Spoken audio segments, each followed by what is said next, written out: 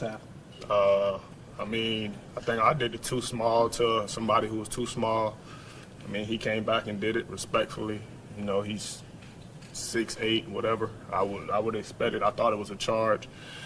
He did it, and I don't back down from nobody. Don't care who you are. My job was to just come back. I got my bucket, and I set the tone. My teammates. I wouldn't mind playing LeBron. The legacy's there. First time back in the playoffs, knock them out right away in the first round. Then it'll test us good.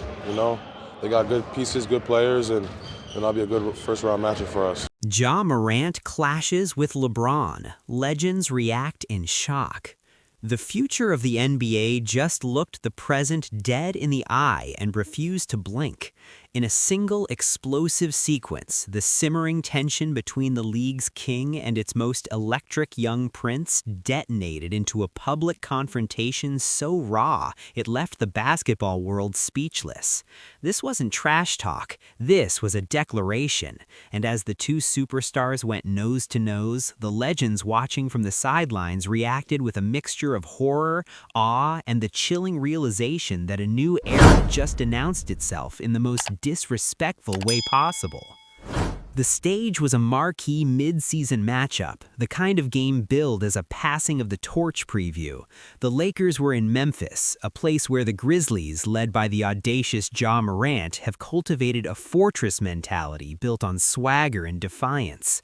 For 3 quarters, it was a masterpiece of modern basketball, high-flying, intense, competitive.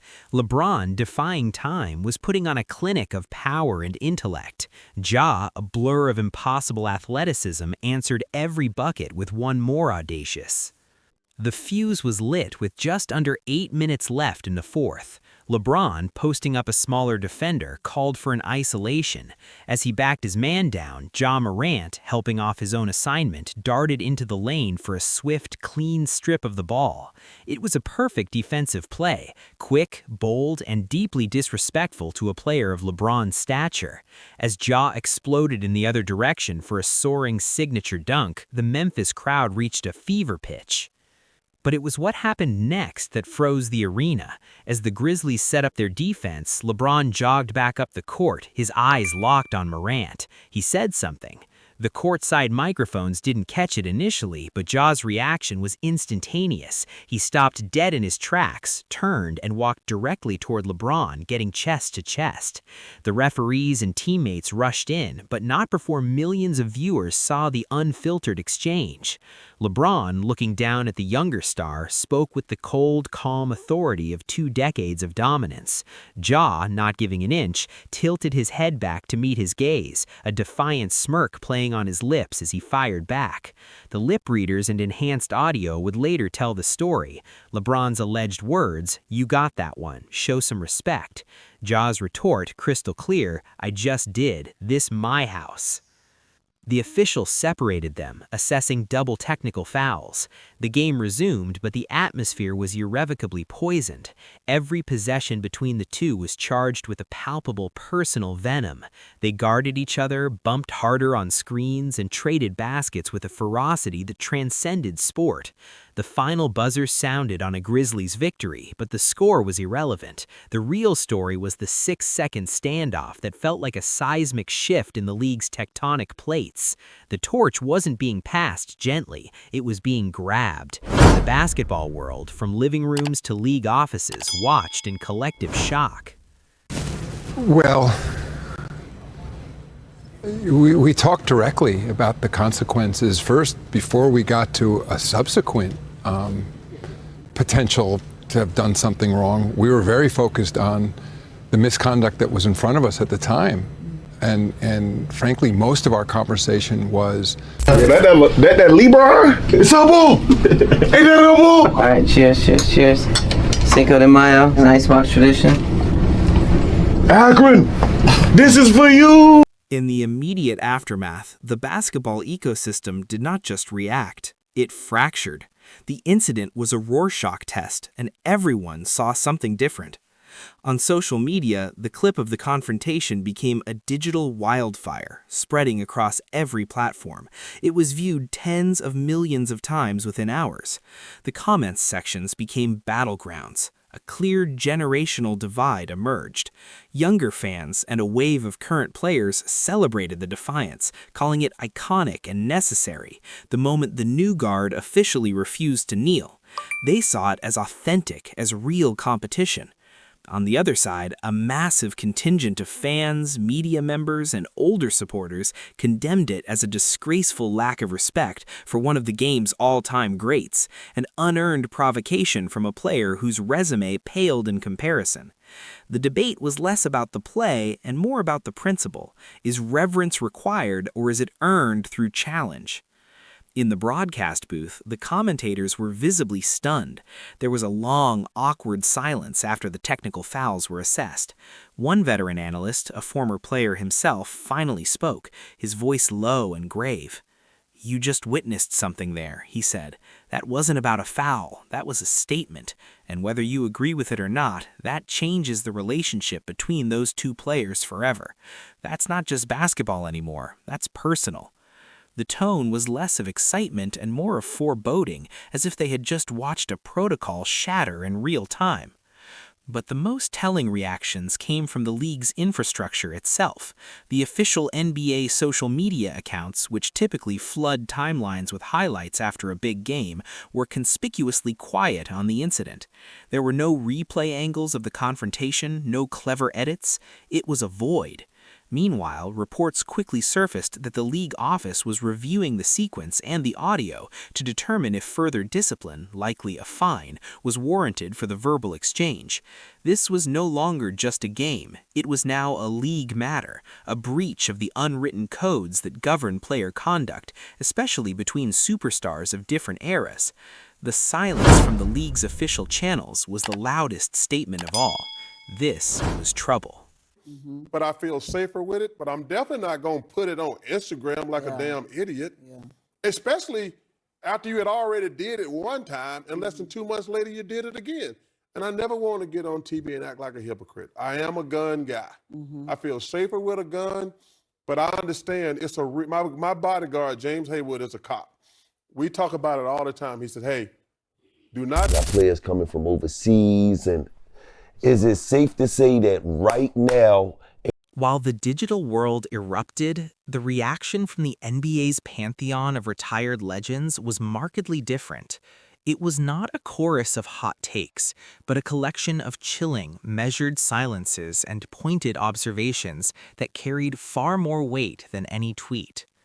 Michael Jordan, through his camp, offered no comment, a silence that was itself a thunderous statement. The man whose competitive fire defined an era, who famously destroyed anyone who showed him up, said nothing. To those who know Jordan's ethos, his silence was not approval. It was the quiet of a predator recognizing a dangerous new one in the territory. It was the most unsettling reaction of all. Others were more vocal but equally sober. Charles Barkley, on his popular television segment the next night, shook his head slowly. "I got a problem with it," he said bluntly. "I played against Magic. I played against Berg. I played against Michael. You competed like hell, but there was a line. You didn't get in their face after a steal and tell them it's your house. That's not competition. That's disrespect. And disrespect has consequences. LeBron ain't just gonna take that. The whole league just got more interesting, and not in a good way." Perhaps the most poignant reaction came from Isaiah Thomas, whose Detroit Pistons bad boys persona was built on intimidation. "I've been in those moments," Thomas said on a radio interview, "where you want to declare yourself, but what Ja has to understand is when you poke the bear remembers, and that bear has a long, long memory and a very wide reach. This isn't about one game in Memphis. This is about every game, every city for the rest of his career. LeBron just got a reason, and when a player like LeBron gets a personal reason, the entire league feels it." The legends weren't cheering, they were warning. They were drawing on decades of experience in the psychological wars of the NBA to predict a coming storm. Their shock wasn't at the audacity, but at the naivete or the breathtaking courage of inviting a focused personal vengeance from a player of LeBron James's stature and influence. In their eyes, Ja Morant hadn't just won a battle, he had started a war he might not fully understand the dimensions of. To him, and he should be able to tell his own story. And so I won't tell his story, but what I will say is I left that conversation even more bothered than I went into it. Like I went into that conversation very bothered. Those unwritten rules, whether it's stat hunting, not shooting the ball at the end of the quarter. I think all of them are stupid. You think, To understand why the clash sent such a shockwave through the league's old guard, you have to understand the unwritten but deeply felt code that Ja Morant shattered. This wasn't about a rule in the official NBA handbook. This was about an invisible social contract between generations, a protocol of respect that governed interactions between established legends and ascending stars. The code was simple. You compete like hell, but you acknowledge the throne. You could dunk on Michael Jordan, but you didn't trash talk him after. You could block Kobe's shot, but you didn't stand over him. Your play could scream, "I'm here," but your demeanor had to whisper, "I know you're there too." The respect was for the body of work, for the miles logged, for the championships won. It was a form of dues paid to the past, an acknowledgement that the path you're walking was cleared by the men you're now challenging. LeBron James has been the ultimate beneficiary and enforcer of this code for a decade. Young stars have risen, Kevin Durant, Stephen Curry, Giannis Antetokounmpo, and while they've defeated him, they've largely done so within these understood boundaries. There's been a mutual, if fiercely competitive, respect. What Ja Morant did in that moment was reject the code entirely. This My House wasn't just a boast about the FedExForum, it was a declaration of sovereignty. It rejected the notion that LeBron's legacy granted him any special deference on Ja's court, in Ja's moment. He wasn't just stealing the ball, he was stealing the narrative of gradual, respectful succession. This is why the legends reacted with such grave concern, not excitement. They saw the code break, and they know what happens when systems of respect collapse. They foresaw a chain reaction. If Ja doesn't have to show deference to LeBron, what stops the next rookie from getting in Ja's face in 2 years? The code maintained order. Its breach signals chaos, a new, more personally hostile and potentially more volatile era where every game carries the risk of a personal vendetta igniting. Ja didn't just clash with LeBron, he challenged the very etiquette that had kept the psychological wars of the NBA, for the most part, between the lines. Only gonna get out of the game as much as you put into it, you know. And for me, I've always wanted to be, one of the greatest to ever play this game. And I knew I was born with some gifts and born with some athletic abilities. And I seen it early on. A lot of people would tell me early on, but that only gets you so far. It only gets you so far, especially in this league where everybody is born with an unbelievable gift. And that's why it's only a select few of us that make it to this league. Are you excited to be at the draft? Wow, so excited. Who's your favorite NBA player? LeBron James. Who's your favorite team? Lakers. Who do you think is going to win the NBA Finals next season? Of course, I'm going to say the Lakers. In the days following the incident, LeBron James did not address the media. He made no social media posts. There was no fiery interview. Instead, he entered a state of what observers could only describe as a calculated, focused winter. His public silence was total, but his actions were screaming. At the Lakers' next practice, he was the first on the floor and the last to leave, putting up hundreds of shots with a mechanical, relentless rhythm. Teammates reported a different energy around him, not anger, but a cold, intense focus that was almost intimidating. He led film sessions with a sharp, unsparing tone, dissecting the stakes with a new level of detail. It was the quiet of a storm gathering. This reaction was the most dangerous possible response for Ja Morant and the league. LeBron wasn't going to engage in a war of words. He was going to internalize the disrespect and let it fuel a very specific and very public mission. The entire basketball world now understood the new stakes. LeBron James would be waiting for Ja Morant, not just in the next Memphis game, but every time their paths crossed. He would be preparing for those moments with the singular focus of a man who feels his legacy has been personally disrespected. He would be studying every tendril of Ja's game, every habit, every weakness. The bear Isaiah Thomas warned about had been poked, and it now disappeared into the woods to prepare. LeBron's legacy was no longer just about statistical milestones or another championship. A new, visceral chapter had been added, the redemption of his respect. He would use the remainder of the season and potentially seasons to come to deliver a response not with a microphone, but on the hardwood. The message would be sent through blocked shots, through physical drives to the basket where he would seek contact, through fourth-quarter takeovers in Memphis. The clash wasn't over. It had simply moved from a 6-second confrontation to a long, cold season of silent, simmering vengeance. The league had wanted a rivalry. It now had a personal crusade, and its target was the game's most exciting young star. I think I did it too small to somebody who was too small. He came back and did it respectfully. He's 6'8", whatever. I would expect it. I thought it was a charge. He did it, and I don't back down from nobody. Don't care who you are. My job was to just come back. I got my bucket. I was actually getting upset yesterday because I'm like, are you going to stand up to this guy? I'm not saying that you got to score 25. I'm not saying that you got to score 30. But I'm just going to let try this guy attack push you Wemby, around. and Wemby stopped him like 4 different times. He's not good enough. Like, I don't know what you wanted the guy to do. This is what happens when you force a rivalry that doesn't exist. The rivalry should be Shea. The clash between Ja Morant and LeBron James did more than create a personal rivalry. It officially inaugurated a new era in the NBA, an era of declared wars. The old code of gradual, respectful succession is in tatters. The precedent has been set. A young superstar can, and will, directly and publicly challenge the reigning king without waiting for an invitation. The psychological landscape of the league has been permanently altered. For Ja Morant, this incident becomes the foundational myth of his career. He is no longer just a spectacular player. He is the guy who stared down LeBron. This grants him a certain fearsome credibility with his peers and a legendary status with his generation of fans. But it also paints the brightest target imaginable on his back. Every veteran with a chip on their shoulder, every team looking to make a statement will now bring their absolute best and hardest against him.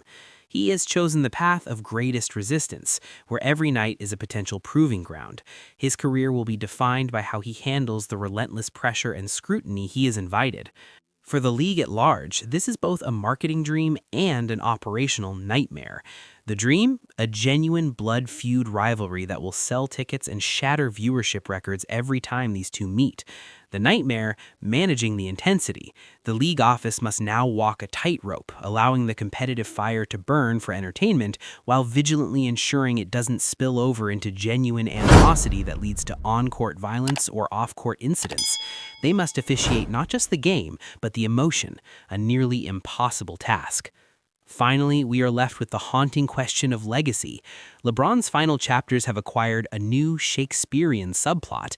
Can he, in the winter of his career, successfully defend his realm and his honor against the young prince who dared to storm the gates? Or will Ja's declaration be seen by history as the accurate, pivotal moment the throne changed hands? Their future matchups are no longer mere basketball games. They are judicial proceedings, each possession a piece of evidence presented to the court of public opinion. The verdict will determine not just who wins a game, but how we remember the end of one era and the violent, thrilling, disrespectful birth of the next. The shock has faded. Now we wait for the war. So what's the final verdict? Was Ja Morant's defiance a necessary breath of fresh air, a bold declaration of a new era that refuses to genuflect to the past? Or was it a foolish, disrespectful breach of conduct that will ultimately backfire, inviting a wrath he cannot possibly comprehend? Is LeBron's icy, silent response the sign of a true king preparing a measured, devastating retaliation? Or is it the first sign of a legend who knows his time of unquestioned authority is finally publicly over? The code is broken. The war is declared. The entire NBA is watching. Who was right? Who wins the next round? Sound off in the comments below. For the deepest dives into the rivalries that are rewriting the NBA's future, subscribe and hit the bell. We don't just cover the game, we document the revolution.